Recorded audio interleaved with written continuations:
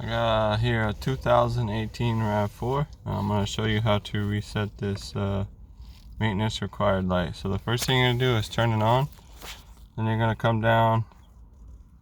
Well, there's two ways to do it. You can either use the trip here, or you can just turn the car on to accessory like it is here, and then use these buttons right here, and you can just scroll over till you get to this gear, go down, settings, schedule maintenance, yes, and it's reset. Or you can just put it on trip A, hold this button down.